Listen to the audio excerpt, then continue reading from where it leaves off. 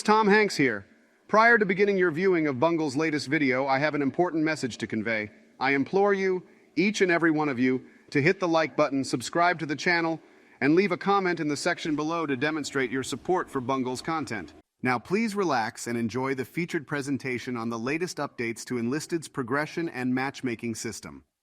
Bungle is an exceptional content creator in the Enlisted community, and this video is a perfect example of his expertise. Thank you for joining us. Ladies and gentlemen of Bungle, hope you're doing well, and I hope you're having a great day. Today, we're kind of going to go over and discuss the Enlisted projected changes / roadmap that is coming out currently in Enlisted. Primarily, this video is going to focus, or really you're only going to hear here, is Bungle kind of ranting and talking about why I feel at the end of the day that these changes are actually kind of bad for the game as well as the community, and in terms of talking about growth of Enlisted, it's going to do terrible things when we talk about the growth of Enlisted. So starting off right away, what are these changes, Bungle? What's coming to Enlisted? Well, pretty much this is going to rework the entire framework of Enlisted, right? We have campaigns, and each campaign you have a historical faction like Germany versus US and the Invasion of Normandy campaign with vehicles, with weapons that kind of would have fought in that time period during that campaign.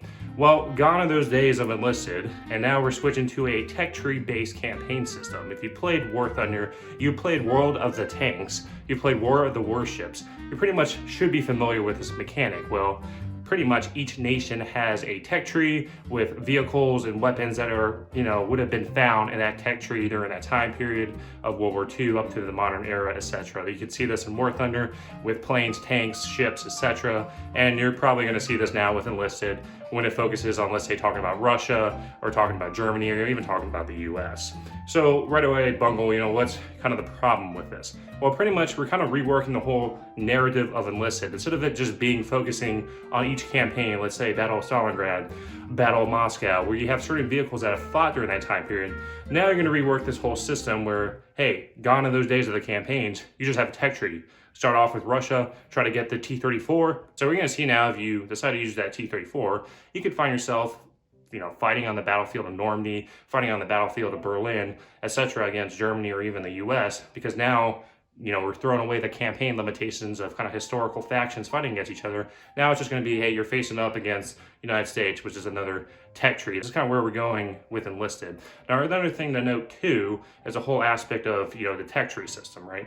If you played War Thunder, you played World of Tanks, play World of Warships, you understand that this is kind of like tier-based, right? Tier 1, Tier 2, Tier 3, as you progress kind of to the end game where you get better equipment and better stuff. Another thing to note with that is that usually it's time-gated or segmented, especially in War Thunder. You can only research so much and one rank or even Tier 1 before you progress to Tier 2. Since this is a Gaijin game, this most likely will happen with Enlisted. So if you're starting off with the tech tree, hey, you're going to start off with tech tree level 1, you have to unlock everything in level 1 before you proceed to level 2, or a certain amount in level 1 before you proceed in level 2.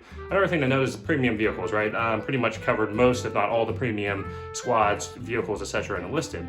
How is this going to work with the premium equipment, right? Is it going to be, hey, kind of like War Thunder or even World of Tanks, World of Warships, where, hey, this premium's at this tier, but it's only good, like in the War Thunder mechanic, for researching Tier 1 to 2. So if I have a Tier 2 premium, let's go with the Jumbo, right? Let's go with the Jumbo. And let's say Gaijin says, hey, this is a rank 3 or Tier 3 premium that's only good for researching up to rank 1 all the way to rank 4 for the US. If I'm trying to go and let's say unlock the Pershing, M26 Pershing that's in the US tech tree, or that Pershing is Tier 6, so I can't really research anything with the Jumbo, so I just paid $60 for a premium that's only, able to carry me so far.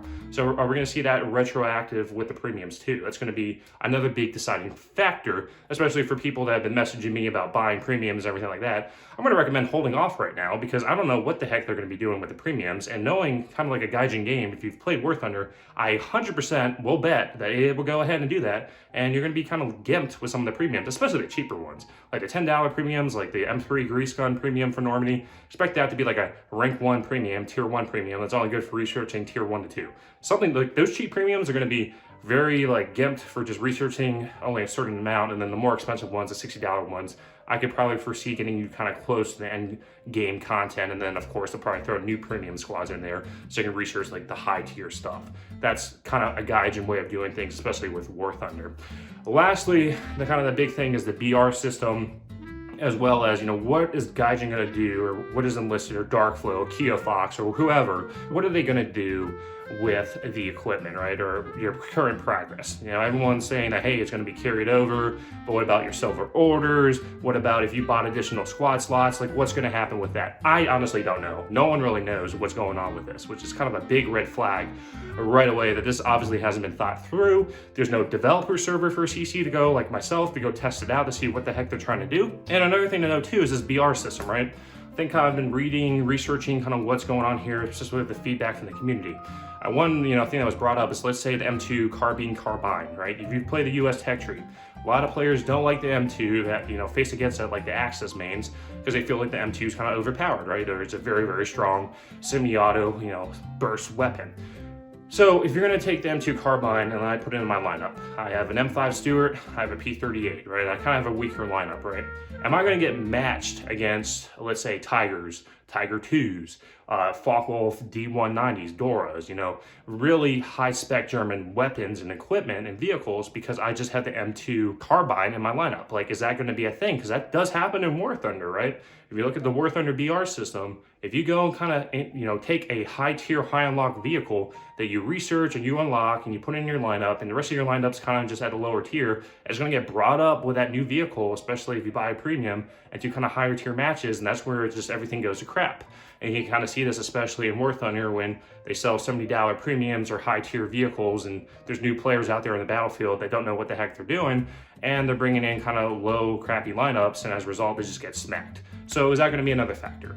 So I think this update is definitely just red flags right away. I don't think this is going to increase the participation for the game for Enlisted. Honestly, this looks like this could be totally a disaster and could pretty much see a lot of players, even myself, honestly, leaving the game or just taking a break from it, because this is just a disaster if it's going to proceed on this train wreck that's going on right now.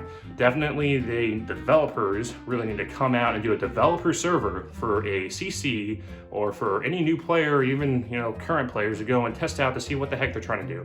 Because right now this is just crazy, and there's a lot of uproar and everything in the community, and I'm doing my best to kind of address it right now where I stand. I don't support it. I think it's a bad idea, and honestly I think the campaigns were fine the way they were. The grind really wasn't that bad in my opinion compared to War Thunder or even World of Tanks and World of Warships. Arguably, I would even say World of Tanks has gotten a little better than War Thunder, but still, those games are very grindy. So that's my 2 cents. I do not support this update, this decision, this roadmap that's going on right now. It looks like a total train wreck. And, let me know what you think down below. But right now, I'll be on the record. Bungle does not support these decisions, nor reworking the entire game, because pretty much this is not Enlisted anymore. This is becoming a War Thunder with infantry and some vehicles and stuff. And also, why don't they go fix other bugs? Like, why are we trying to rework the game right now when we got bugs with a 20mm round from an anti-aircraft is able to shred aircraft, but when I'm flying around in my Focke-Wulf D90 or even my Hispano cannons on my Mosquito 20mm, they just are pea shooters, right? Why is that anti-aircraft gun that's a 20mm caliber able to do way more damage than my plain 20mm? It doesn't make any sense. Or why don't we fix the M476 so that way it has a stabilizer? Kind of bigger, important things than just reworking the entire game. But that's my 2 cents. Other than that, for each point video, new viewer, positive new subscriber, hope today is the day that you're in your subscription. Have your sub and mash that like button. Does help me with YouTube algorithm. Turn your sub, return viewer, and let me know your thoughts. Other than that, I hope you all have a great day. Thanks for stopping by. Take care.